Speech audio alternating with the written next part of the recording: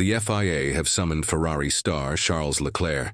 to see the stewards after an alleged breach of a rule, announced after the first session of the Chinese Grand Prix weekend. Both Leclerc and Aston Martin star Lance Stroll have been summoned by the FIA for allegedly driving unnecessarily slowly in sprint qualifying, and they could face grid penalties. Ahead of Friday's sprint qualifying and Saturday's feature race qualifying,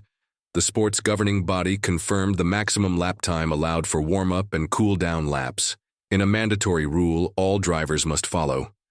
Drivers violating that rule could be subject to penalties, potentially relative to their grid position, as stewards look to ensure that drivers on flying laps aren't held up unnecessarily by dawdling cars. An FIA statement on the rule read, "In order to ensure that cars are not driven unnecessarily slowly on any laps during and after the end of sprint qualifying or during reconnaissance lap, when the pit exit is open for the sprint, or the race, drivers must stay below 154.0 between the safety car lines shown on the pit lane drawing." Leclerc put his Ferrari in fourth position in the sprint qualifying session, while his new teammate Lewis Hamilton shocked the F1 paddock with a time good enough to beat both McLaren's and Max Verstappen to sprint race pole position. In first and fourth,